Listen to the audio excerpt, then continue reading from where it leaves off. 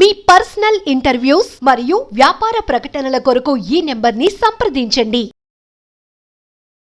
నమస్తే, welcome to మనం TV. నేను మీ ప్రియాంకారావు. యాక్చువల్లీ చాలా మంది ఫిట్నెస్ కి చాలా ప్రయారిటీ ఇస్తున్నారు ప్రెసెంట్ సిచ్యువేషన్ లో. సో ఫిట్నెస్ కోసం జిమ్ అంటున్నారు, లేదంటే డైట్ అంటున్నారు, రైస్ తీసుకోకుండా వితౌట్ రైస్ డైట్ అంటున్నారు. సో డిఫరెంట్ డైట్స్ చేస్తున్నారు. కానీ ఆయుర్వేదం పద్ధతిలో ఎలా డైట్ చేస్తే మంచిది, ఫుడ్ కంట్రోల్ ఎలా చేయాలి, ఆరోగ్యంగా ఉండాలి, అలానే వెయిట్ లాస్ అవ్వాలి ఎలా అనే వాటికి ఈరోజు మనకి సమాధానాలు చెప్పడానికి మనతో పాటు బిఎస్ నాయుడు గారు ఉన్నారు. ఆయుర్వేదం అంటే మర్మ చికిత్స నిపుణులు. వారితో మాట్లాడి మరిన్ని విషయాలు తెలుసుకుందాం. నమస్కారం అండి. నమస్తే. ఎలా ఉన్నారు సార్? యాక్చువల్లీ ప్రజెంట్ సిచ్యువేషన్ లో చాలా మంది ఏంటంటే బాడీని ఫిట్ గా ఉంచాలి, అలానే స్లిమ్ గా కనిపించాలి అనే పాయింట్ ఆఫ్ వ్యూలో ఉంటున్నారు. సో ఆయుర్వేదంలో ఏం చేస్తే స్లిమ్ గా ఉంటారు, ఎలాంటి పౌడర్స్ కానీ లేదంటే ఫుడ్ కానీ అవైలబుల్ ఉంది అంటారు? ఖచ్చితంగా ప్రతి ఒక్కరూ అంటే ఉపవాసాలుండి తగ్గిపోవాలి అని అనుకుంటారు. కొంతమంది రకరకాల డ్రింక్స్ తాగి తగ్గిపోవాలనుకుంటారు.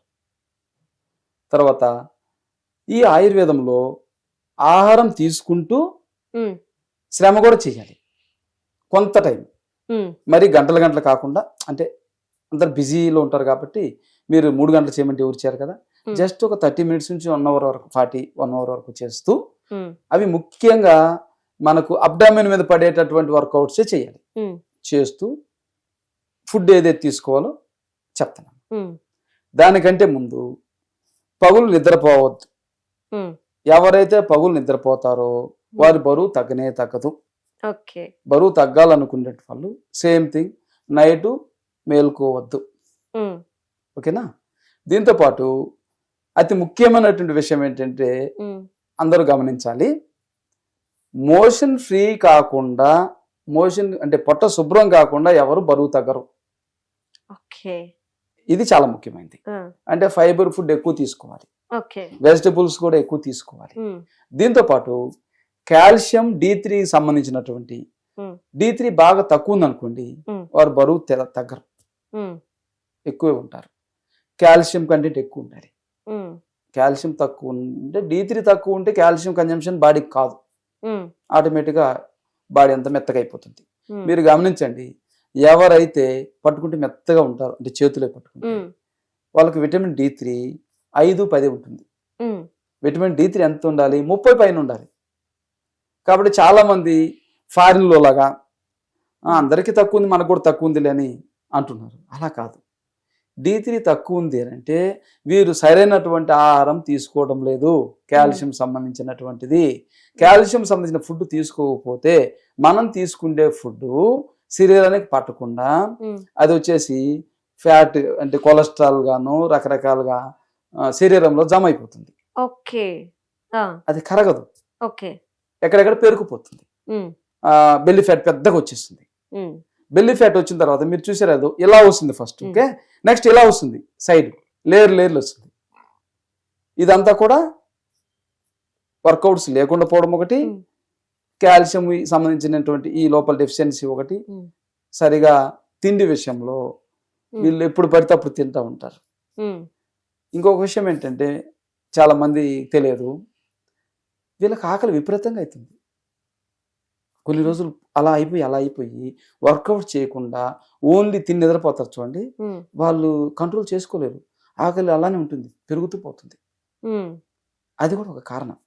అంటే లివర్ నుంచి జ్యూసెస్ ఎక్కువ ఊరేసి ఎంత వేసినా కానీ కరిగిపోతుంది. అది ఎక్కడ పెడితే అక్కడ శరీరంలో ప్లేస్లో నిల్వలు అయిపోతుంటాయి. కొలెస్ట్రాల్ గా ఏర్పడిపోతుంది. రకరకాలమ్మా, కొలెస్ట్రాల్ అయిపోతుంది, ట్రైగ్లిజరైడ్స్ అయిపోతుంది. కొలెస్ట్రాల్ ట్రైగ్లిజరైడ్స్ ఎక్కువైతే షుగర్ వస్తుంది, డయాబెటీస్ వస్తుంది. ఎవరైనా 400 అలా ఉంది ట్రైగ్లిజరైడ్స్ అంటే ఖచ్చితంగా వీరికి షుగర్, డయాబెటీస్ వస్తుంది. అదే విధంగా LDL ఎక్కువ ఉందంటే హార్ట్ ప్రాబ్లమ్స్ వస్తాయి, రకరకాల సమస్యలు మీకు తెలియదు ఏముంది, బీపీ కూడా పెరుగుతుంది. ఇదే కేసులో. కాబట్టి ఒబిసిటీ ఎక్కువ ఉన్న వాళ్ళకు ఈ సమస్యలన్నీ వస్తాయమ్మా. మీకు చెప్పాను కదా, మోషన్ ఫ్రీ లేదనుకోండి, ఫ్రీ ఉండదు వీళ్ళకి. నెక్స్ట్ వచ్చేసేది ఫ్యాటీ లివర్. ఫ్యాటీ లివర్ వచ్చినాక పొట్ట ఇంకా ఎక్కువైపోతుంది, వాళ్ళ శరీరం అంతా తగ్గుతారు పాపం. ఉపవాసాలు ఉండి ముందు బుజ్జి పొట్ట ఉంటుంది గమనించారా, గుండులాగా, అది తగ్గదు.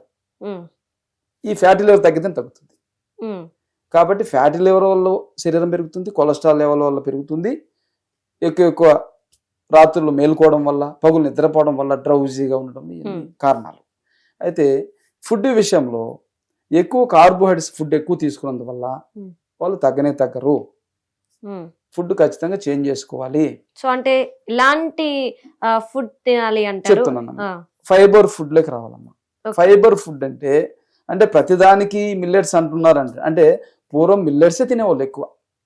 మన తెలంగాణ జిల్లాలలో జొన్నలు మాత్రమే ఎక్కువ తినేటోళ్ళు. ఒక జొన్నలు ఫుడ్ తినే, వేరే ఏం లేకుండా పప్పు కొంచెము, జొన్నలు, మిల్క్ ప్రొడక్ట్స్ ఉంటాయి కదా, పెరుగు, అవి తినేసేసి ఒక్కొక్కరు 8 మంది పిల్లలను కూడా సంతానం కలిగిన వాళ్ళు ఉన్నారు.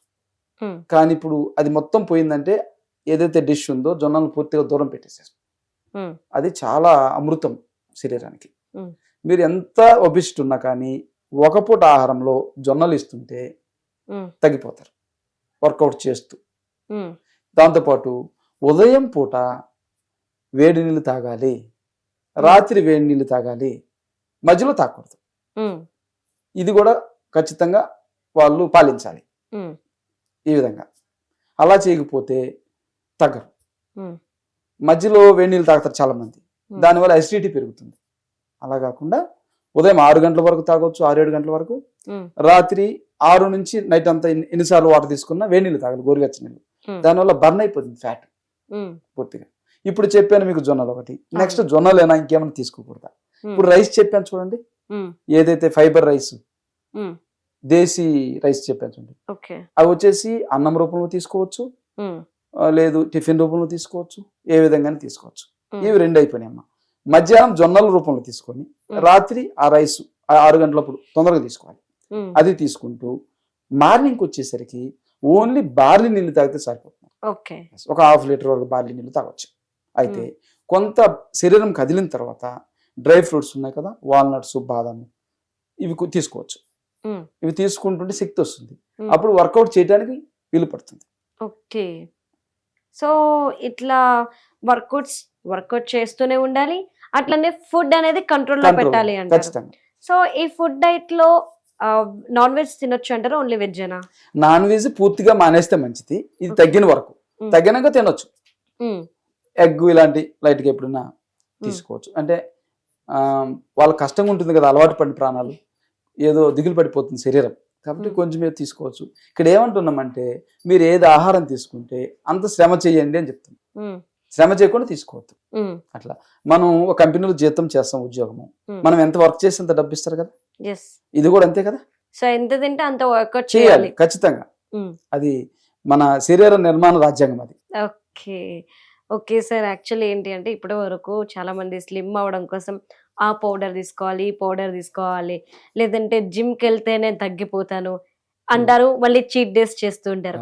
సో ఫుడ్ ని ఎలా కంట్రోల్లో పెట్టుకోవాలి, అలానే ఫైబర్ ఉన్న ఫుడ్ ని ఎంత క్వాంటిటీలో తీసుకోవాలనే విషయాలు మాకు చాలా చక్కగా చెప్పారు. యాక్చువల్లీ ఈ వీడియో చాలా మందికి ఉపయోగపడుతుంది. స్లిమ్ అవ్వాలి అనుకునే వాళ్ళకి ఇంట్లోనే చిన్నపాటి చిట్కాలు ఉన్నాయి. So right, thank you so much sir. నమస్తే.